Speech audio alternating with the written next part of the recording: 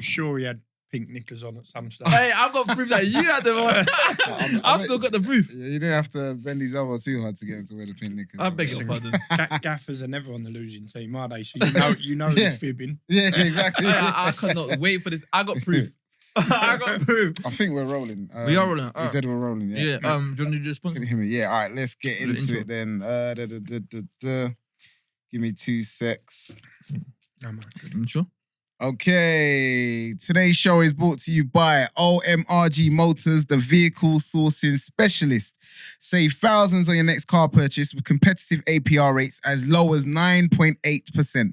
OMRG Motors are unrivaled by most main dealers. I repeat, most main dealers cannot match their rates. OMRG Motors has a broad lending panel that covers prime to subprime lenders. All that means is that even if your credit is poor as, they still just might be able to help you. If your credit score is lower than your IQ, luckily, there's not much to think about. Get in touch. They might still be able to help you. If you've had more CCJs than BJs in your life, get in touch. They might still be able to help you. If you thought good credit was buying a £50 top-up on your pay as you go, then you need to get in touch because OMRG Motors just might be able to get you approved for that motor you've always wanted. They're so confident in their rates that if you find a lower APR elsewhere, they'll match the savings and sort you £250 in cash. Use discount code ONELEAGUE to get £100 cash back on your next car purchase. Rates so low, it'll make you say OMFG. Socials are OMRG Motors and website is allthews.omrgmotors.co.uk. Now let's start the show. Are you going to rate me or You're getting better. consistency? No. You're good. building. Consistency. 9. Very good. I mean, soon, I think there's not going to be anywhere else to go. No. You're getting a That's 9. close. That's close to 10. I don't think that's, that was good. It was good.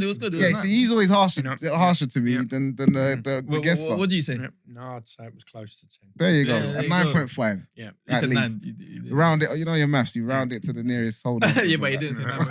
He said 9. Round it up. Never You might have said down. 9.25. Yeah, never down. Yeah, exactly. Yeah. So, One League, episode, I want to say 12. It's 12. Episode 12. Yeah. Happy to have Gary McCann here. Happy to be here, Cal. No, thank you for coming. Disclaimer before we get rolling. I don't know why we're wearing the same colour tracksuit. This guy, hey, Kel told me to wear this colour tracksuit I because did not tell you to he wear wanted this to be matched with me. That's all I'm saying. It's just missing the football badge. It's the club issue. It's a isn't club, it? yeah, this is a One club league. colour. Hey, one league. One league club Yeah, colours, one yeah. league All club. right, fair enough. Yeah, no, Gary, man.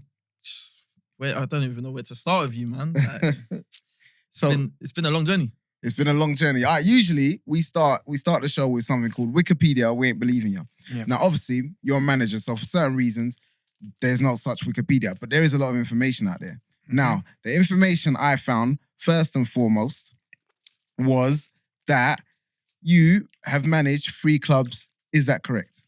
It is, yeah. On my third club now, yeah. On your Yep, third? so, yeah, only the 3 for over a long period as well. Over a long period. Which is not, it's unheard of really Well, in management, isn't it? this is it's, it. Yeah. Yeah, we're going to get onto that. So there was a bit of a discrepancy between the order of the clubs because I thought it was Richmond, Hampton, Richmond. Hampton and Richmond, Mm-hmm. and then what was the club after? Hendon. Hendon, and then Billericay. Yeah, no. No, it was Hendon was the longer term. I'd played there for a period of time, so there was an affinity to that club, and I stayed there maybe a little longer than I should have. I had a sort of duty and a loyalty to the club that went a little bit beyond, it felt like, and location was perfect. Like I've just shared you where I live, so it was, it was very close. But I had 12 years there as manager, 11, 12 years. Interesting. He actually said 13 years from what I read. I might have been, Yeah. might have been 12 and a half years, and we round up, we don't round The down. round Yeah, up, yeah, round that's it. up. I like that. I like That's a that carrying one. thing. So what I think what I find most interesting about that is Mhm. then, and maybe the reason I put it second instead of first is because already it's amazing that you were at a club for that long. Mhm. But now that's your first club you're at for that. So new into management, how's that taking place that you're new into management and then it's lasted so long? Yeah, I mean, look, there was lots of opportunities on the way that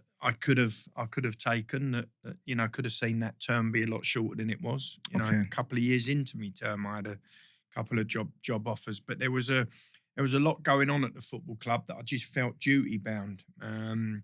It just had when I first took over, it was in a real precarious position. It was sitting right down the bottom. It'd been on a terrible run. What league, may I ask? It was in the Isthmian Premier, what we're playing in now. It was Okay. exactly the same league. Yep. They've obviously moved across now to the Southern League, but at the time it was the Ryman Premier, which is what we all know as the Ryman Premier. Ryman Premier. We did say that. So that was the league we was in, but they were struggling at the time. I was called in. I'd had 7 years playing there, and I'd still been in contact. I had a business at the time, a sports trade business, and I was still supplying them bits and pieces. So I was still in contact with them and the people, the powers to be, and they found themselves in a real poor position. I think they'd had one win in about 23 games, and it was like they were looking like they were relegation bound. But I wasn't sure I was ready. I was coaching my kids and such like, and took an interest in coaching and management, but didn't know I was ready for that, to jump straight from nothing to everything. Well, that's interesting. All right, so 7 years playing, and was there a gap between the playing and supplying trades? Yeah, there was. I mean, I picked up a knee injury at the age of 27. A serious knee injury that needed reconstructing. All right. Didn't never get back to the level that I felt was worthy. I think some might have played, but I was nursing myself through on a day-to-day, game-to-game training session basis, and it just got to the period about 2 years on from the operation that it just become apparent that there was no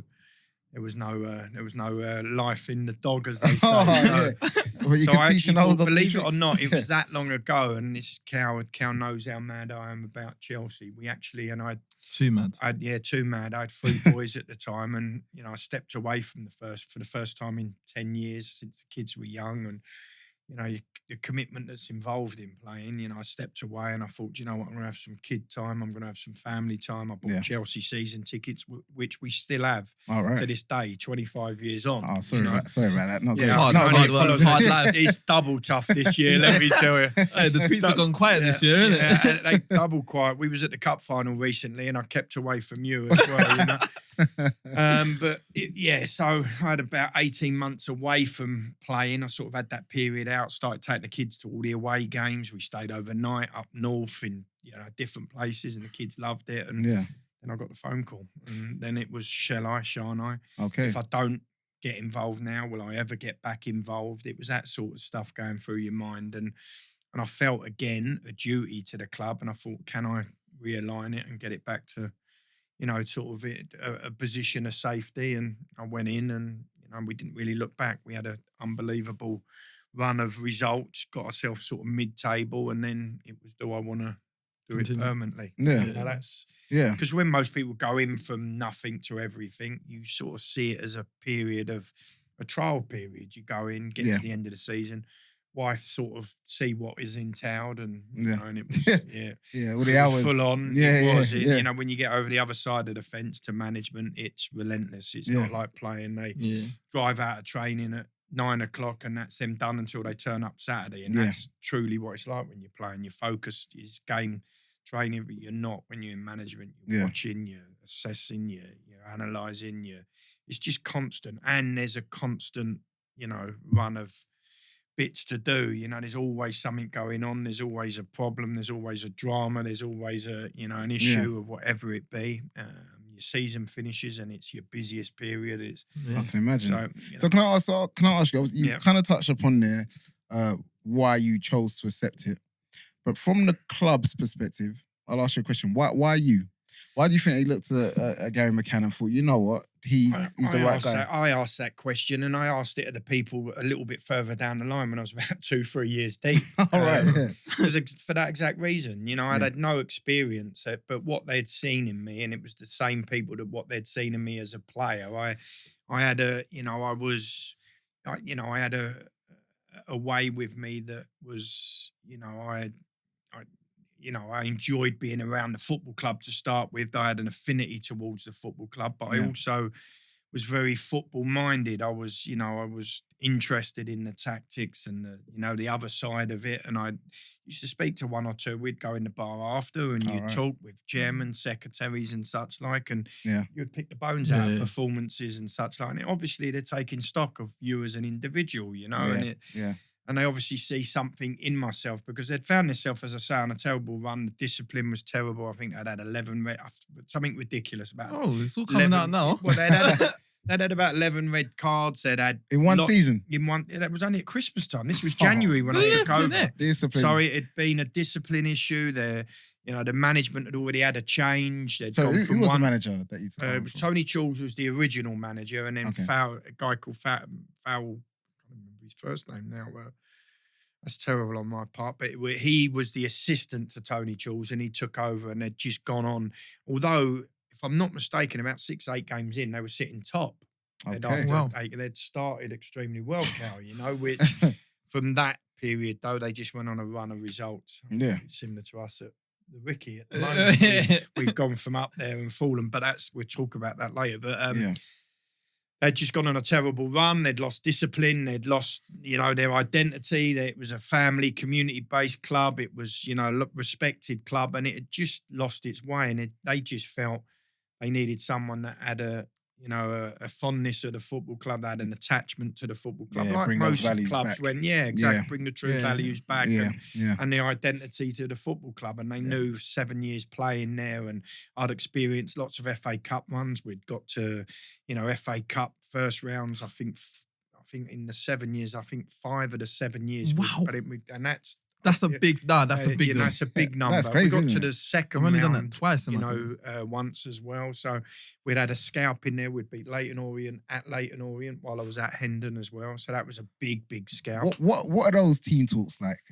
FA Cup. Oh, well, it's the FA Cup. It's it's the old sort of big minor against the big gun, and and it's David can you raise Goliath. your levels to the next plateau, the next stage? It's it's all about motivating yourself and trying to better the bigger and better. It's that, and that they've got to fall off as well. Yeah. They're at that level for a reason. Yeah. You don't beat them if they're at maximum. No, Yeah, facts. facts. That Yeah, is facts. Yeah. They've got to have a little drop off and take you lightly. I mean, what fired us with the Orient game?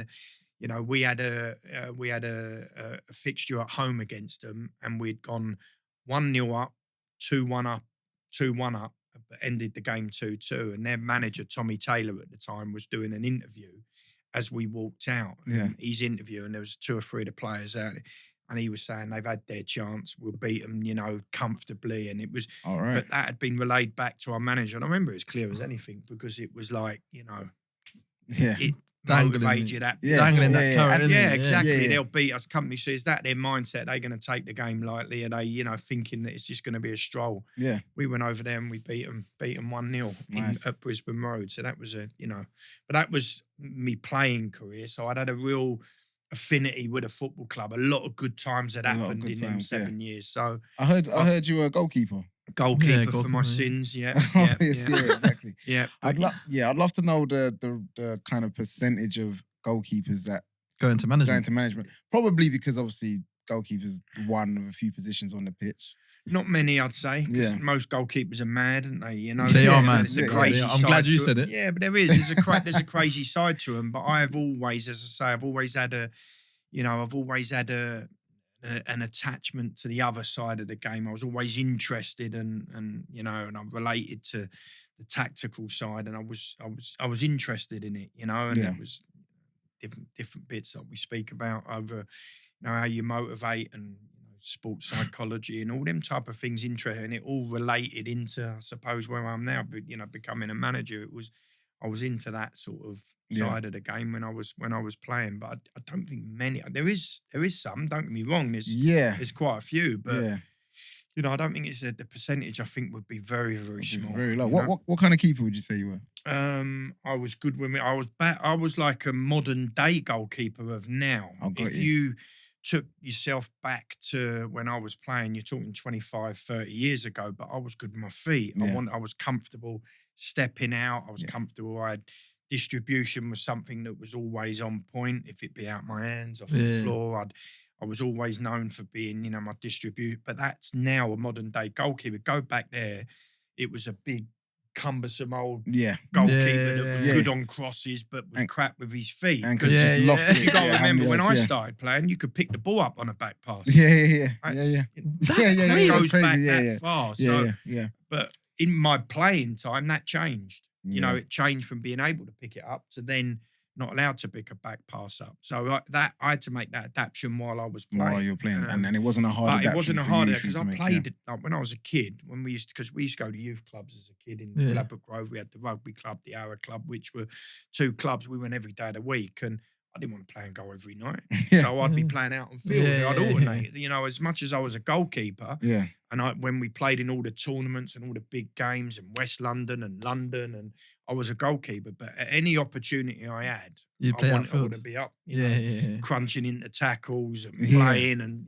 getting the enjoyment of stuck in, outfield stuff. Because if you're playing in a good team, goalkeepers are boring. Yeah, you players. don't do much. no, There's you're in a good there's side, an you old know- belief yet that most goalkeepers kind of get shoved in to go at Well, first. I did. I had asthma. This is gospel truth. Right? I had asthma. My mum wouldn't stop me playing football. Oh, I was right. about 7 or 8. I had an asthma attack as a young kid, and I had to have a pump. And she was saying, "You're not running about on that football field. You go in goal if you're going to play." All That right. is the truth. And that's how you That is how started. I ended up in goal. But the asthma cure, because they say, didn't it, every 7 years, 7 years, 14 years. As I got to an age, it's sort of, I lost the asthma, and I was then able to get about. But that was how I was. So I was pushed in goal. It was it was me mum that Your mum- was, Yeah, I love yeah. that. Yeah. so that's where I ended up. But as I say, so with my feet, it was because I played sort of out on field as much as I play, and I wasn't the biggest goalkeeper. I'm only 5'11", so Yeah.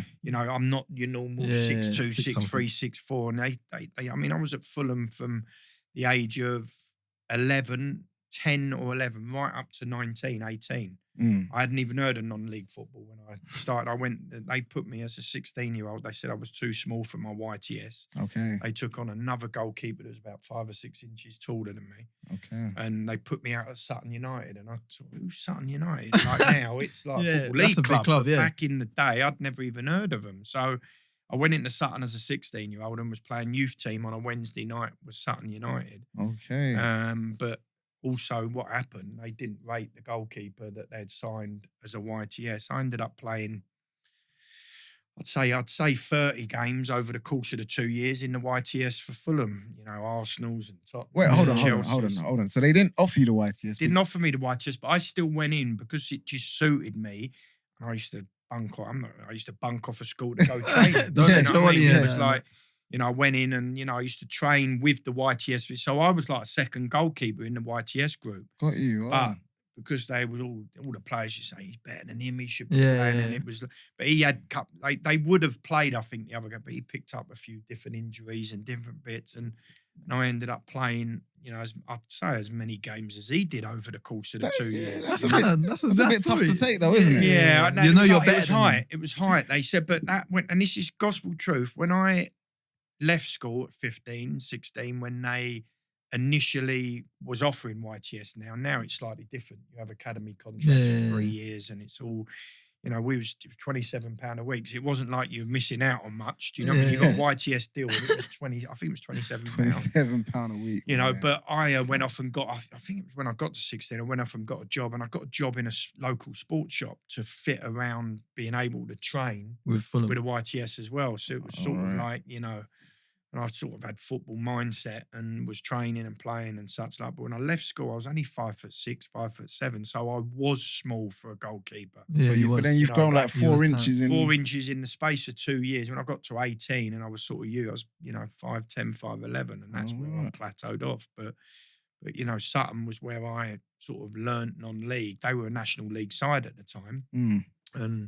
And I played 2 years in the youth team there. And in my first year as I was only 18 because I was I was a July, so I was young. I was still only 18. And it's unheard of now, Cal, you'll relate to this, is I had about 11 National League games as an 18-year-old. Wow, as You an know, as a 18, goalkeeper. that's massive. Wow. We went to Northwich Victoria, Macclesfields, Kidderminsters, Merthyr Tydfil at the time. I was only 18. You No, tell me yeah, now, no. National League, it don't tend to happen now. Not with does it? goalkeepers as well. No. Keith Blunt and Ted Shepherd, the two guys. Keith Blunt was the old England manager. He was the Sutton manager at the time. He had no problem throwing kids in.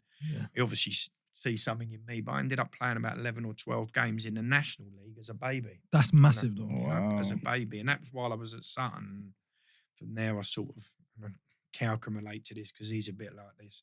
I chased the money from there on. He always says that. He always The says money, that. everyone is money grabber. He's all about papers. He is, always. Nah, don't listen to this guy, man. But I did. Listen. That's why I've never gave you stick for it, other than a bit of jesting. Because when I got to about 19 and 20, and I'd gone from Sutton to Enfield, and Enfield were as big a club. Yeah. You know, they had all internationals there, and I sort of went in there on bigger and better money. And What actual internationals? yeah, they had England internationals, as in England C team. Yeah, you know But it about was, that. like the amateur England, but it was more apparent back then when I was playing. It was like, you know, the England amateurs was, you know, you played 3 or 4 times a year. It weren't just like Yeah. one, Like one you know, call out a year. in one period in the season now, like it is. It was a little bit more so. They had about 3 or 4 players in the Enfield side, but from there they signed a goalkeeper called Andy Pape, who became a close friend of mine, who was the England goalkeeper, believe it or not, and he became number 1 and I become number 2. All right. I'd never experienced that other than that little period At Fulham. Yeah. and I thought, no, I don't want this. Yeah. I don't want to be Just- number 2. I was just no 19, minutes. 20. I'd just Yeah. left Sutton Yeah. to chase a little bit of money and first team football. Was Enfield in the National League? No, they were actually in the league underneath that fed the National League. Yeah, okay. But they'd made signings to get out. Like, I mean, They started. Graham Roberts was the manager. Remember the old Tottenham centre back, Graham Roberts? Graham Roberts, yeah. Yeah, big, you know, England and you know, Tottenham and such. Like, he was the manager with George Borg, another Wait, it was the manager at Enfield. at Enfield. All right. And Is this he- Enfield Town, yeah? Yeah, Yeah. well, Wow. it's not. It's Enfield Town formed Yeah. after, you know, Enfield, the actual Enfield, going back in the day, was a big non-league club. Big, like, I'm talking like all them National League top sides, Enfield were.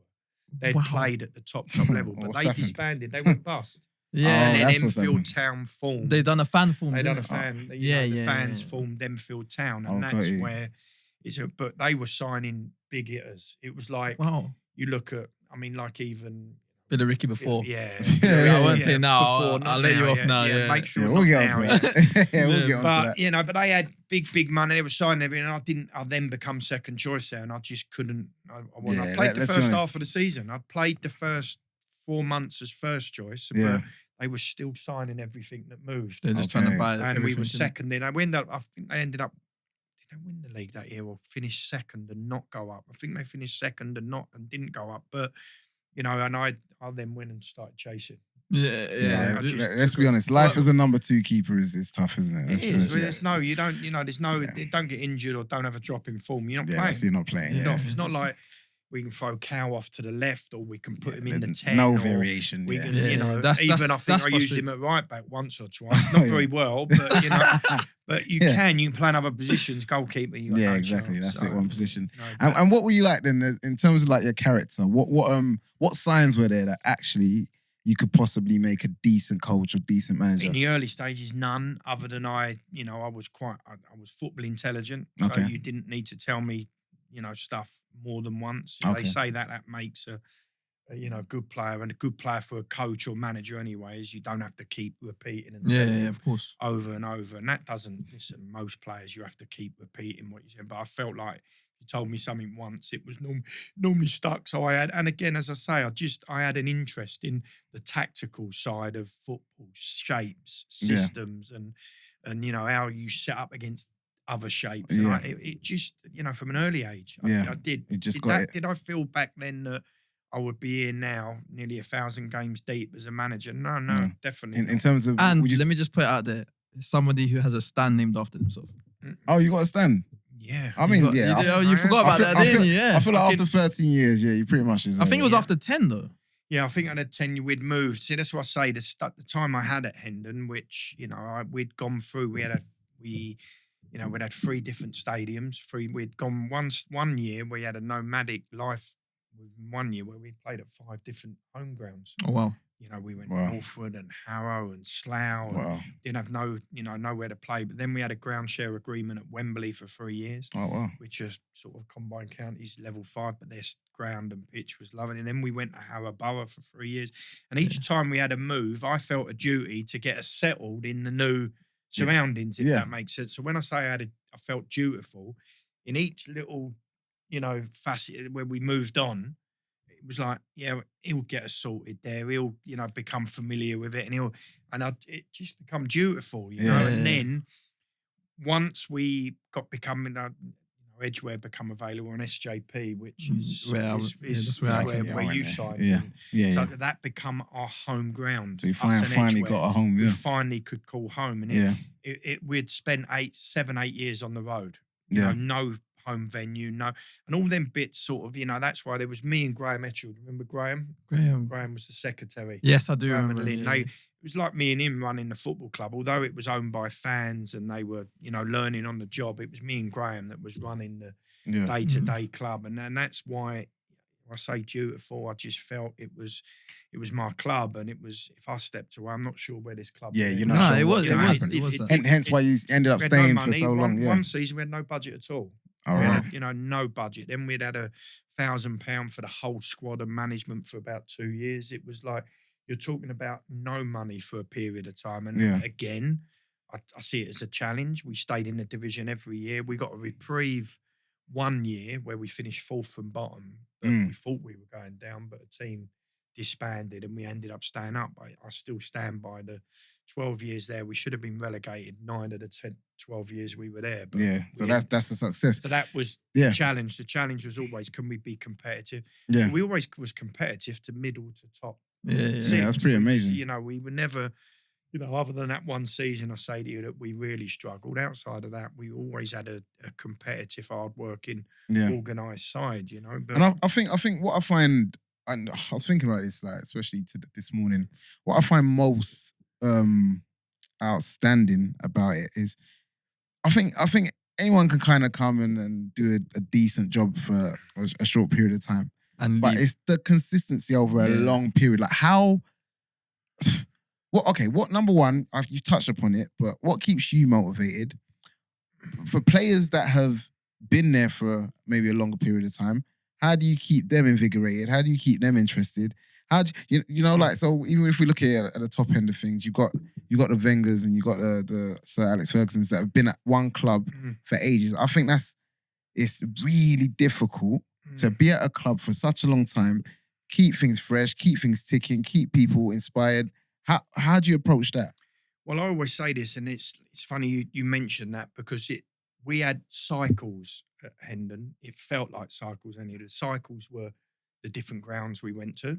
Okay. So we were one place for like 5 places in one. Then we had 3 years. Then we had 3 years. Then all of a sudden we found home. So there was cycles in it. But we also had cycles within recruitment, within the team.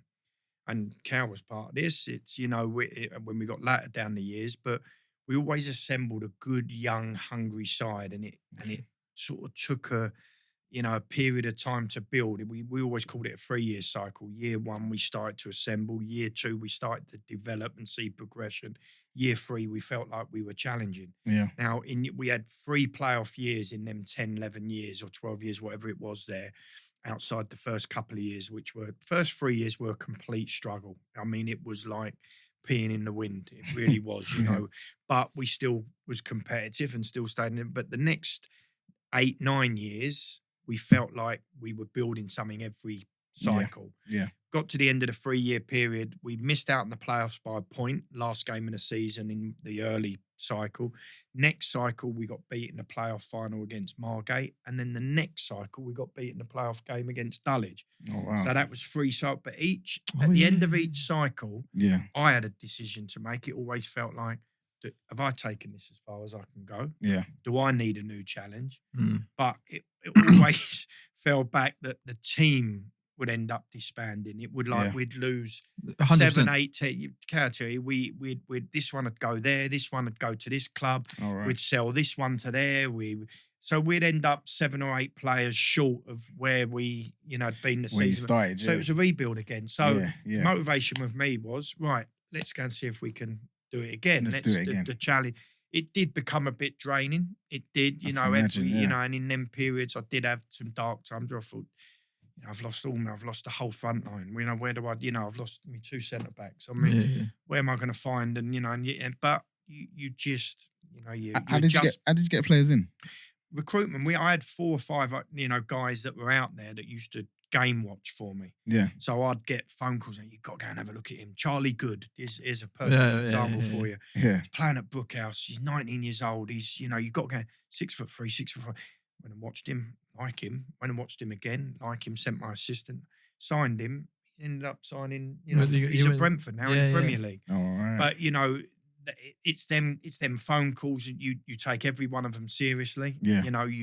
The people that were doing it for us, there was other managers at lower levels that would ring me and say, we come up against someone today, a Cal De Costa, he ripped us a new, a new one. you better go and have a look at him. Yeah. And that's how so we would have word of mouth. and I go and I was at a game again last night. I'm just constant. I'm always watching, always looking. And there's now I've got a little list that are from the league underneath us. I know Billericay's a different animal. They can pick and choose the bigger and better. They got more of a name, isn't it? It's a different.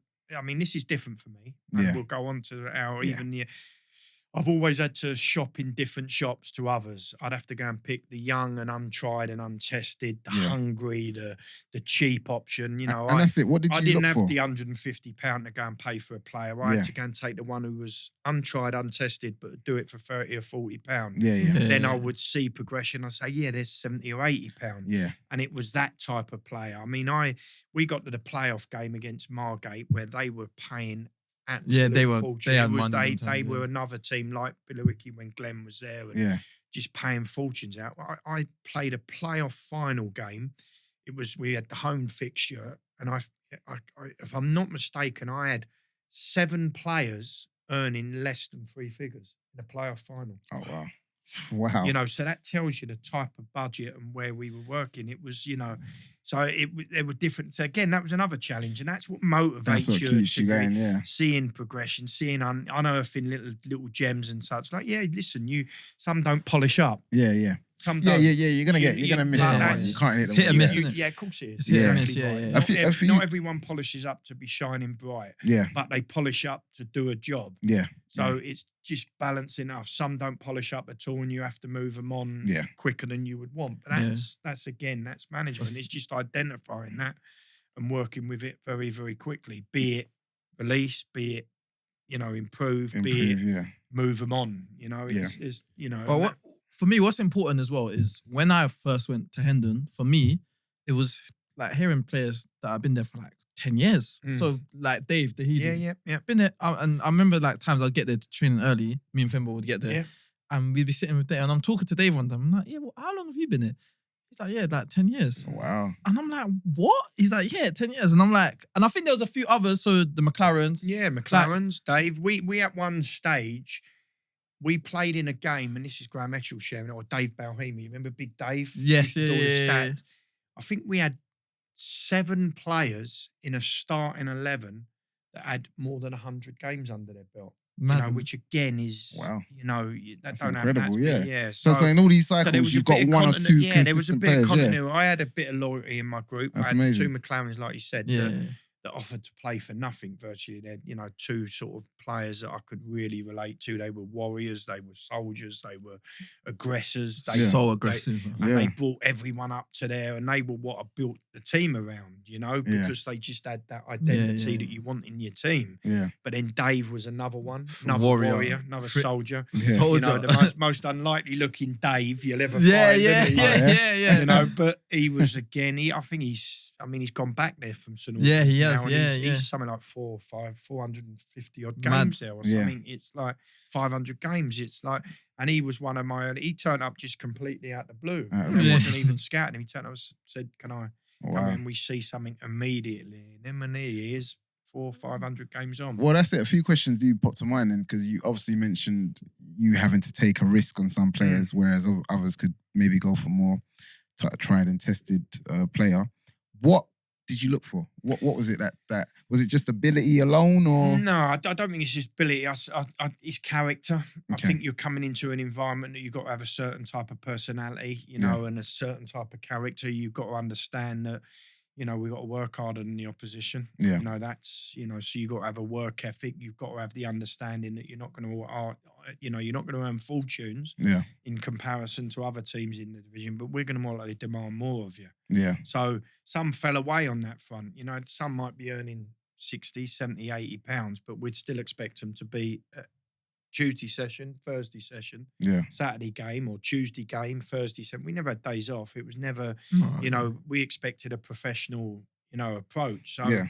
again, that takes commitment. That takes sacrifice. So you're looking at individuals that, can make that commitment to you to make your building as professional as it possibly can. I'm sure Cal will tell you that the way we work, we are pretty demanding. I was a little bit noisier when Cal first come through the door, and he always says I was one manager that shouted him a lot. But that's because you're trying to get into him what the identity is of your team, of the your club, craft, your work.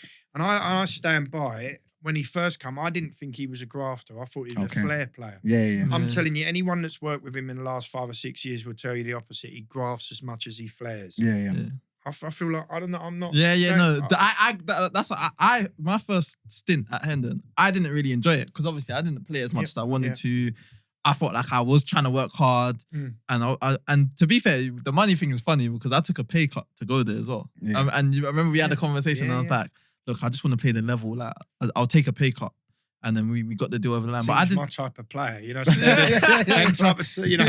type of conversations work well with me. Yeah, but yeah. So I took up, and then coming in, and then like I'm not playing. But then what was really good was training was really really good. Yeah, we always training make was it intense. so competitive, and like I said earlier about like FA Cup theme, that was like massive. Yeah. Like I looked forward to FA Cup theme. Yeah. So what was FA Cup? So FA Cup theme was like if we were playing on, say if we had a game on a Saturday, like an FA Cup game. On Thursday, we'd do all sort of like it'd be like games and stuff. So it'd be quite fun. Training would be fun, but competitive. Okay. So there'll be like 3 teams, and you've got little tasks to do. All right. So there might be like one where there's someone like taking scores, and you've got to pass the ball into a certain area, isn't it? Things like that. We'd devise different, competitions within 3 little phases, and it'd always finish with a game at the end. Always at the game. And we'd always make it so that the points total still took it to the game at the end. Okay. Yeah. It was. It was I mean, we so do. competitive. I mean, he'll tell you that all training and everyone who's worked under me is my sort of, my identity is to train how you play. And create intensity, create tempo. Of course, there's a time for tactical and a little bit slower approach, but normally my sessions are competitive, intense with tempo, and they're the ones that are most enjoyable, and that's why most always talk about. I loved it. But them little compos, they were because we what he's not telling you, what we would do, the losing team. Yeah, I was about to tell you. Would have a forfeit. Now that forfeit related to, it could be, there would have been, we might say it was Kylie Minogue. That was the forfeit. The theme. They'd be saying Kylie Minogue, and what it would mean, that losing team would have to turn up costume, like as in, different, whatever it be. It might be a wig, might be glasses. Buy your own costume as well. Yeah, and sing a Kylie Minogue song pre-game. Yeah. Pre-game, before the game. Then we'd have items of clothing they had to wear. We had club tracksuits. One of them, one year, one compo was had to wear shoes, didn't you? Not trainers. I went on that one though. Yeah. I went on that one. With your club tracksuit, you'd have to wear shoes or No, something. it was would be proper funny decent. hats. It would be women's underwear. We done one. Yeah. Someone wore women's underwear. I don't want to say it who. was yourself. It could have But been. nah, it was that was so enjoyable because even just before the game, you'd have that sort of togetherness. Yeah, like exactly. obviously you do what you have to do, and then you'd have that. I remember because we played Dulwich and we won at Dulwich after that. And I was like, mate, this is ledge. Yeah, this amazing. is. So okay. So what made you then finally decide to move on?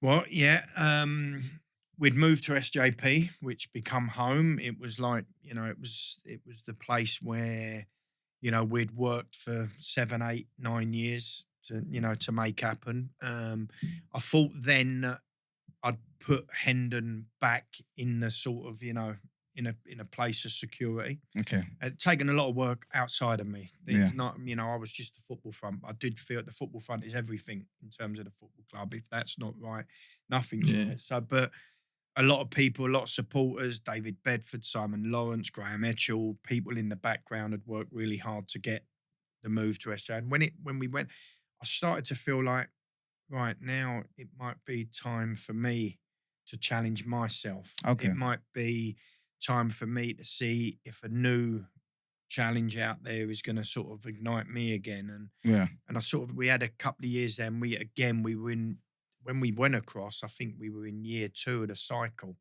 but we had a real tough year. We stayed up by the skin of our teeth. You was at the game.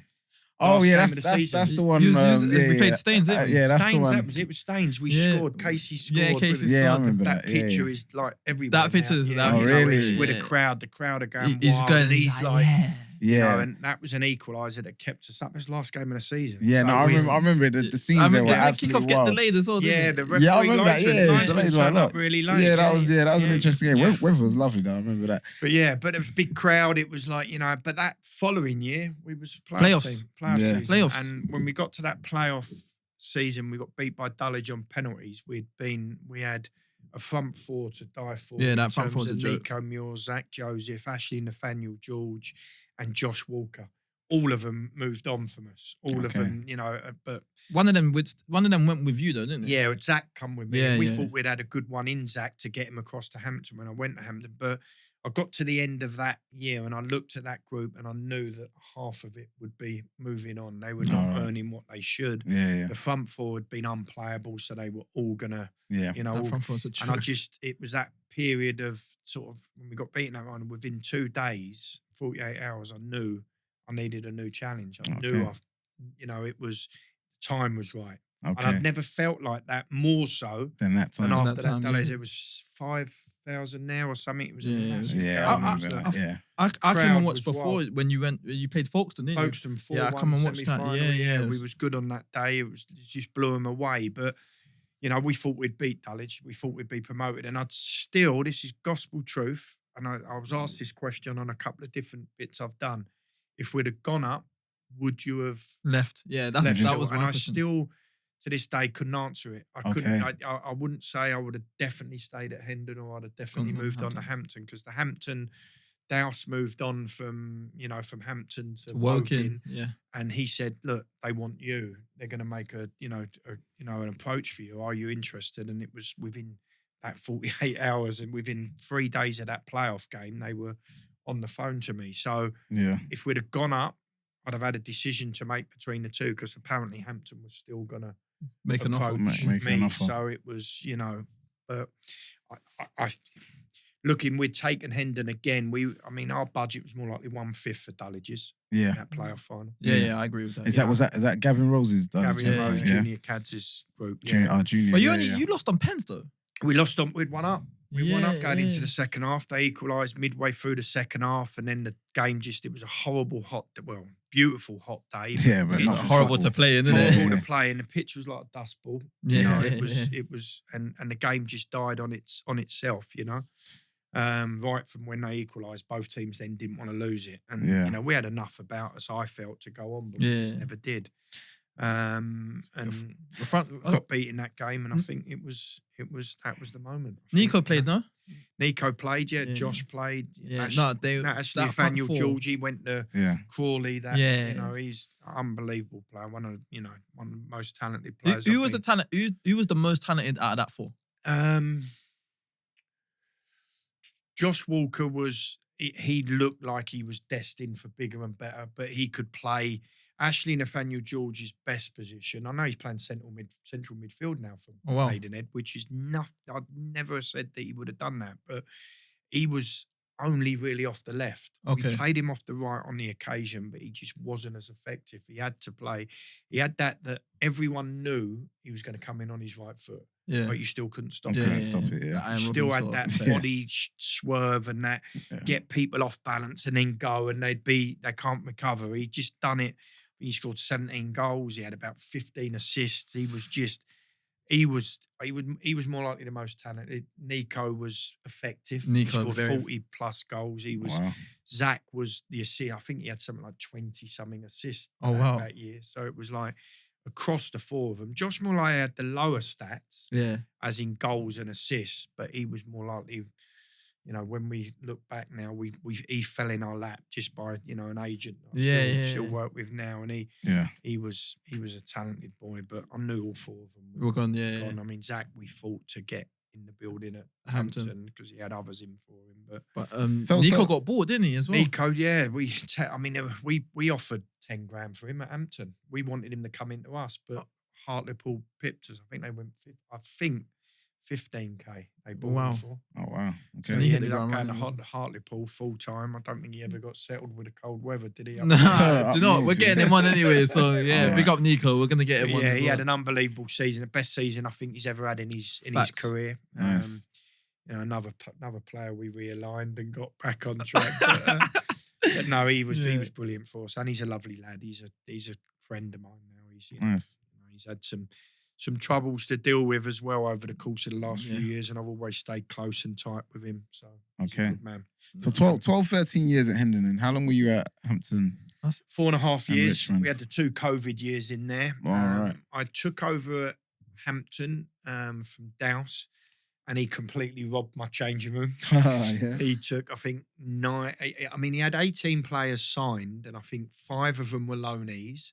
2 of them were coming to the end of their time, and he took 8 or 9. Yeah, he took that So Max it Crest left, round. me, it left me 2 players. Wow. So I went in there with 2 players. I was going into a football club at a new level, which I'd never managed at, which I felt I was capable of. But I was no players. Yeah. So I took what I could from the Hendon team that I thought could. Tom Lovelock, Michael Corcoran, Casey McLaren, Zach Joseph. It was like playing Hendon. And we took, but then we had to build around that. That was the core of the team. Yeah. But Casey done reasonably well. Cork's done reasonably well, but it just felt like the tempo and energy of that league, they struggled a little bit with to make that happen, because it's higher tempo. It's higher. Yeah. Ollie was there, no? Ollie Sprague? Ollie Sprague come in, yeah. Ollie Sprague come in, yeah. I think we took about 6 for it, but that didn't get well received by the Hampton crowd. They sort of shouted off a little bit, taking all these level 3 players, and it was a bit disrespectful, because that group would have been a level 2 side, all but 1 penalty. It would have been. Do you know what surprised me? Was that whole thing around Arthur. I didn't understand it. So like Arthur wasn't allowed to come. Yeah, but because it was with I can't remember what the reason was for that. You know, it was something to do with a fee or something or other. I can't remember I was so how it confused was, about it.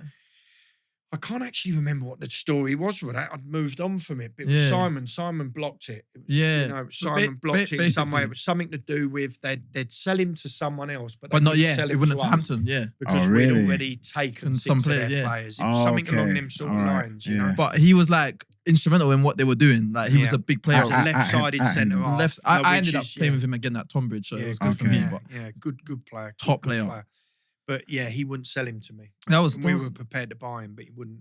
It was madness. So yeah, it was empty change room. Had to build a completely new side. Yeah. Did you have Dicko there as well? Didn't you? I signed Dicko. Yeah, he was one of my main signings. Wow. Dicko gets brought up every episode. Every episode, mate. I'm thinking, how many clubs does he pay for? One of my favourite football people. Let me tell you. No, Still unbelievable. To this day, his energy and enthusiasm is infectious. Okay. He was 33 years old when we signed him, and he was fit, he was strong, fast, looked after himself.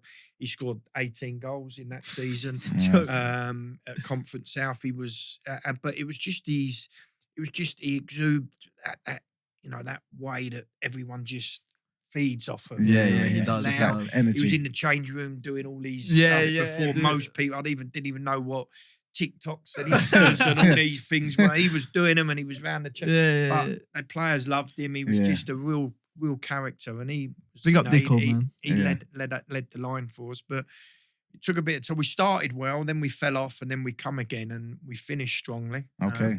But then, I mean, it's just my second year, and it was as if someone up there was saying, "Welcome back to Hendon," because it was chairman moved on, moved back to the northeast. The guy, Graham, who actually took me on, Graham Wood. He moved back to the northeast, and the vice chairman took on the football club, not wanting anything really to do with it. And he was like, it was forced upon him in sort of in a roundabout way, and he cut my budget to next to nothing. Oh wow! And when I say cut my budget, I'm talking cut my budget to less than what I was working at Hendon the year before. Do you think maybe that's part of the reason they brought you in? That a little bit, maybe it was in their thinking. Because they knew that, exactly. And I still think that to this day. They knew I'd worked with lesser resources and was capable of doing it. But that league is even more unforgiving. So, we signed a really good group on a limited, a limited budget in my second year, but I think we won 1, drew 1, and lost 9 in our first 11 games, and we were sitting second or third from bottom. And what happened? The Jamal Lowe transfer happened. Jamal Lowe, I heard about that. He went went from no? Portsmouth to Wigan. Yeah. We'd already sold him to Portsmouth the year before I come in.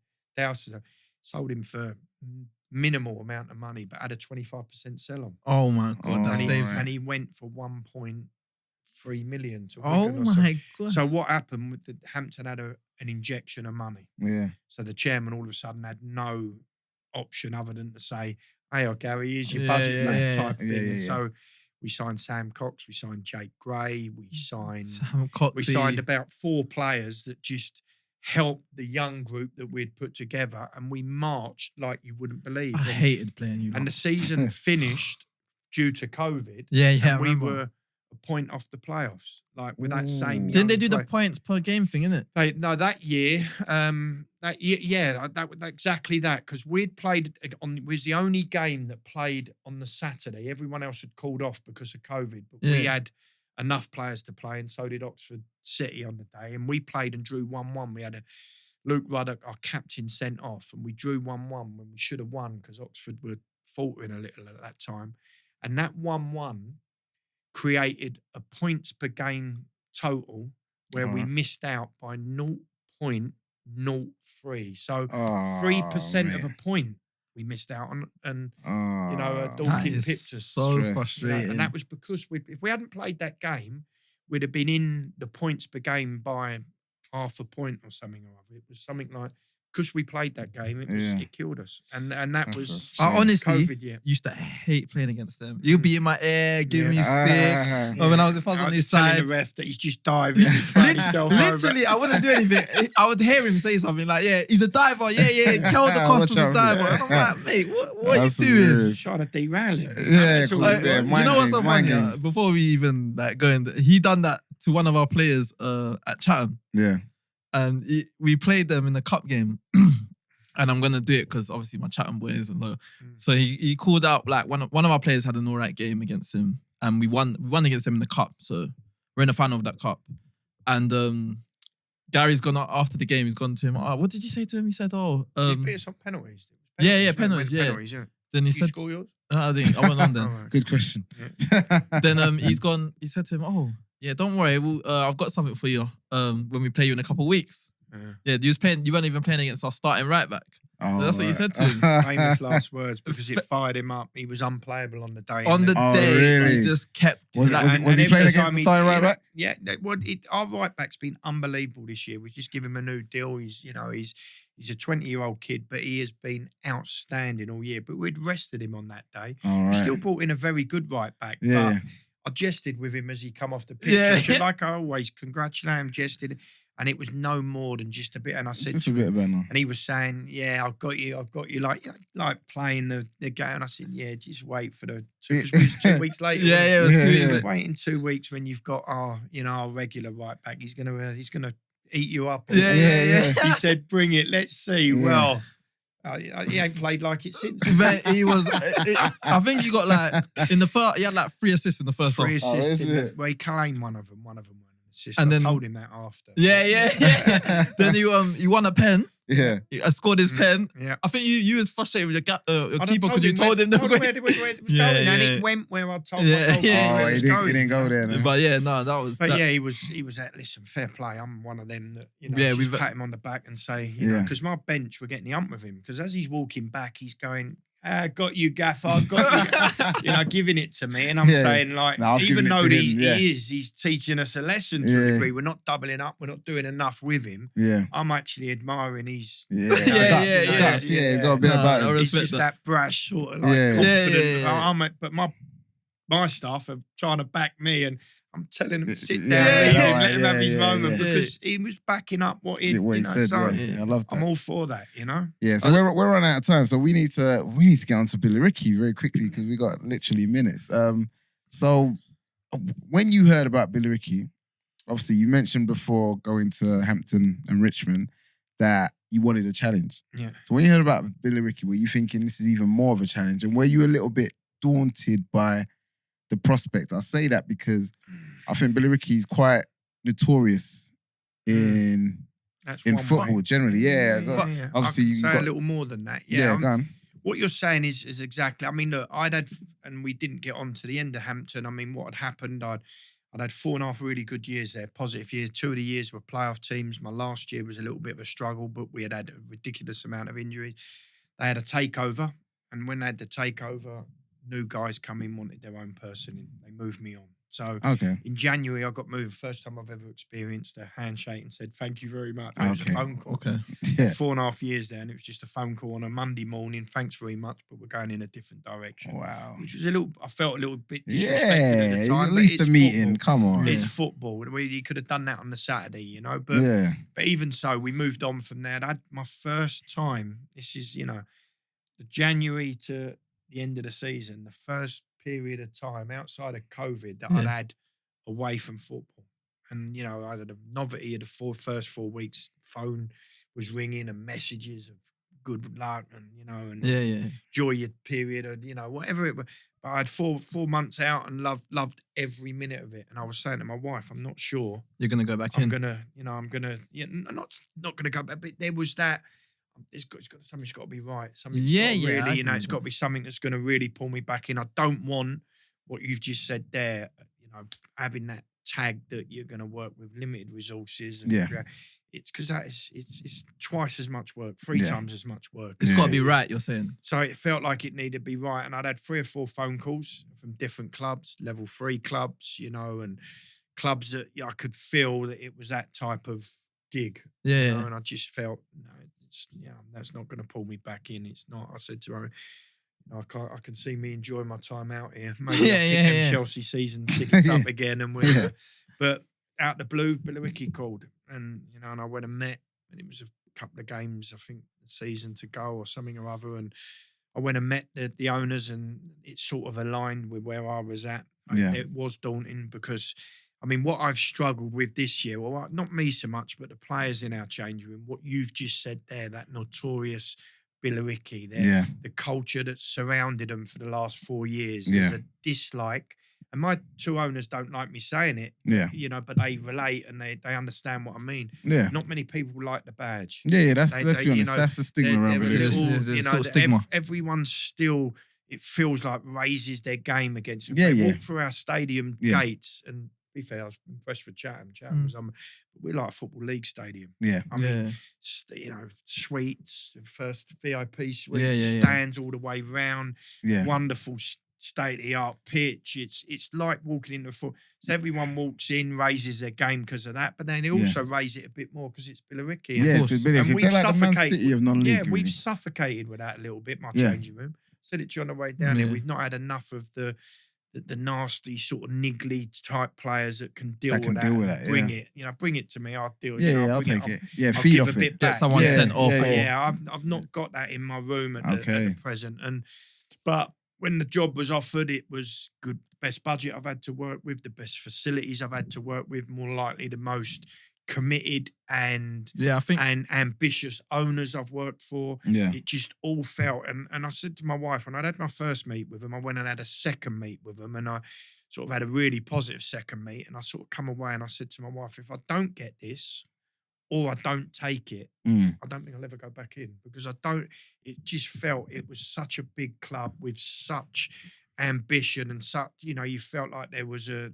So it's like nothing else would match that sort of thing. Exactly. Without going into detail as well, but I think what they showed faith in you with is the security of the deal that they offered you as well. Like obviously it's well known, but like the security they've put faith in you. Yeah, well, it was the project of. I mean, they'd had a rough 2 or 3 years. They had a relegation in there, a season last year where they wanted to do better, and I think they they see it as they wanted progression this year, and then they wanted promotion year 2, and then year 3 hopefully you'll be in a level up and you're looking to stabilise yourself in the level up. I threw it back at them and said I wanted promotion year 1. I added more pressure onto my shoulders. Yeah, I love that. That's the person I am. I felt that I could get them out of the division. I've come up short. Looking at where we're at the moment, we're sitting 8th. We've we've from being a top 2 side. Admittedly, Chatham marched on us. What about 6 went weeks. wrong? Let me ask you for this season. What are your thoughts there? I think we've lacked that little bit of, that little bit of edge, that little bit of steel, that little bit of gamesmanship, the ability to deal with the dislike for the badge. Yeah. Players bringing it every moment. Yeah. Our local rivals, your hashtags, your Canvies, they're right up for you. Do you know what I mean? It's Billericay in town. We're well supported. We're more likely outside of Dulwich. Chatham have moved up as well, but we're more likely one of the most well supported home and away sides in the division. So we bring plenty of fans with us. We have a good home.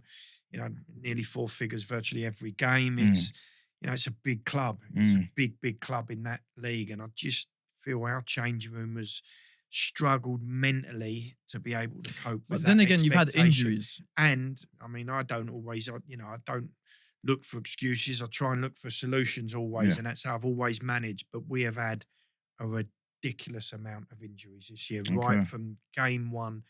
Even Saturday, we've just played Saturday and, got beat against Wingate. But 6 key players sitting in the stands, And I mean key players. I'm talking Aziz, I'm talking Pollock, I'm talking Levers, I'm talking Wells, I'm talking Ramsey, I'm talking, big players that, would be in and around you. But listen, we've dealt with that all season. So that has been one of the reasons. But there's the other reasons, I believe, that we need to have a little bit more of a steely side to us. We've got experience in there, but, experience and age don't. It can be a young man. Yeah, got that that's to got him. that. I know what you mean. You got that niggly, nasty side to you. Yeah. All managers have that motto, or most do, no dickheads in your change room. Yeah. But we needed a couple of dickheads. Yeah, just to rile everyone up. He was a dickhead on a few occasions when we've come up against him, but I respect that. It's a good side of the beard. It's a good dickhead. Yeah, it's a good dickhead. But it is. We've needed a little bit of that edge at times. We've got a talented group and we've got a young group. Really, people don't realise it's a very young group with experience in there, but we've just needed that little edge that in this bit of adversity and this trouble that we've had in the last 8-10 games, we've not coped mentally with it, and we've not been able to realign ourselves quickly enough. But that's very honest assessment there. We've got a few more minutes, so what I'll ask is, what are have you realigned the aims? So is it playoff? Still, look, we've got a game Saturday at Dulwich. Dulwich have marched over. I think we was about 17 points clear of them at one stage. They've now got 4 You lot was points you lot was up there though. We were second for most of the season. Us and you were sort of, weren't we? You went, we went, you went, and it was sort of between us. And you've now obviously marched because you've stayed consistent. We have been inconsistent, but we've got 6 games left. We find ourselves 5 or 6 points outside the playoffs, but there's so many teams that have got to play each other in that top 8. If you look at our running, we go to Dulwich Saturday. We got Carshalton, the 3rd from last or 2nd from last game. And outside of that, I think we've Haringey, Cheshunt, Margate and Concord. Okay. So we've got no disrespect for them because they're all fighting and playing for futures. It will be difficult going there. They should be winnable games though. But they're not like playing a Hornchurch, a Chatham, so the Dulwich game the weekend is D-Day. We've set it up this week as D-Day. Wingate was, and we were sort of 94th minute. We were looking like we had the 3 points in the bag. Wingate they're probably one of the teams up there, man. Yeah, but Riff's a close friend of mine who's their manager, and I sort of speak to him, and he's got a really young together group. Man. There's energy in the side. There's a bit of flair. Cavallio and Long have been excellent, this season. I've been impressed with them, Cal, is that they've been true to their system. They play game 1. Yeah. I agree with that. Okay. They've got a system that they play, which is that box with the back 3, and they've done it. No wingers, they've never deviated from it. So Yeah. credit to them. But we've got Dulwich the weekend. If we get beat or draw, I think it's over. It's that crunch serious. game, I think we need 5 wins and a draw, or 6 wins. And that's a big ask. But is this team and change room capable of it? We went 8 straight wins at one stage in the season, so of course it's just capable. Doing something you've done already. Mentally, we're in a bit of a precarious, vulnerable position at the moment, and we've got to. Listen, last 3 games we've been much better. Yeah, we have been more like ourselves, but. we need a win Saturday. Well, best of luck. All right, we like to end not the too show. much luck, mate. Not We- too much luck. Not too much, yeah. We like want to them in end. the playoffs. You know? That would be a good one. We like to end the show with something we call one touch finish. So just quick fire questions. So Go literally for the it. first thing that comes to mind, Go on. that's what you're gonna say. Yeah. All right. So best team you played this season. Hornchurch. Okay, nice. Ooh. Best Although stadium. yeah, but Hornchurch. No, he because said they- Hornchurch. yeah. No, you can't take it. Right? Best stadium in your league. Billericay. Nice. Loudest fans in your league. Billericay. Okay. Let's see.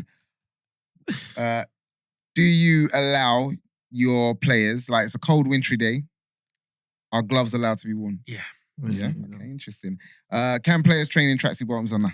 Yes. Okay, interesting. This is a bit of a biased one. Maybe I'll let you opt out of this one if you want to say it. But your favorite current player? Could be in the league, could be in your team, it could be anything. Favorite current player in our league or anywhere? It could be anywhere. Cole Palmer. Oh, Okay. Cole. Yeah, it's so Chelsea-ish, man. Yeah. I Chelsea can't bias. help it. I've got to, Can show we a bit of can loyalty we to have one Chelsea. in your Louis league? Diaz. I like him. Oh yeah, Yes, that's yeah, I like that. him. I like him a lot. you know? We can take that one. But what can we In have a- one in your league? In our league, who's been the most impressive against us in our league? I'd have to say, on the day, it would have been Jamie. I knew you was gonna say that. It as well. was, and I'm not shy to say that he backed up his talk. verbal. You know? Okay, nice. Perfect. All right, we'll start that there. And lastly, to end the show, we like to do something called Drop a Gem. Yeah. Where we get our last guest, we get every guest to drop a kind of words of wisdom and just a thought on the game. And then you're going to drop one for the next guest. So our last guest spoke about the fact that the game's changing. It's a lot more about stats and figures and data and what have you. What are your thoughts on that? It could be you agree, disagree. What are your thoughts? No, I think we live in an analytical world now. I think you have to be conscious of that. I do think, what you see with your eyes is as important as what you see Agreed. on the vest. But yeah, I've embraced, we've had vests for, my 4.5 years I was at Hampton. So we had them a little bit beyond, most had them, and we've had them the whole time at Billericay. So I am, in terms of a analytical point of view, I am, really. And I've had Mark around me Yeah. for 15 years, and he is, as a conditioning coach, the best you'll find, as much as the best Yeah, physio 100%.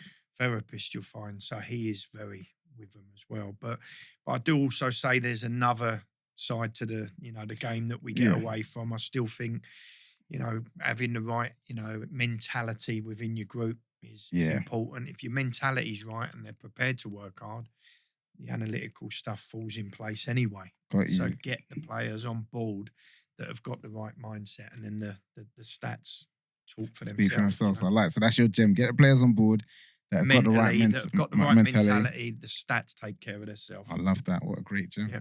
Well, amazing. We have to wrap it up there, and it's a shame because I was really enjoying it. I feel like enjoyed there's that so a much lot. more that we could have got into. So who knows? There could be a part 2, and Anytime. I'll definitely look forward to it. Gary Yeah. McCann. It's been a pleasure. Yep. One league. Enjoyed every minute of it. One league. No, you can say one league if you want. One league. Sorry, one This league. guy's trying to Sorry. make it back. You waiting No, on me. Sorry. he makes it better. He always wants to see if it's going to be said or not. So we got this running thing where he says one league, I say one league, and then sometimes the last guest says it, and sometimes Sorry. not. Yeah. If he'd give me eye contact, Yeah, he couldn't wait to yeah, a bit of he eye couldn't wait to contact. get the Haribos, He was like... He's looking at the sweets, yeah. No, that was amazing.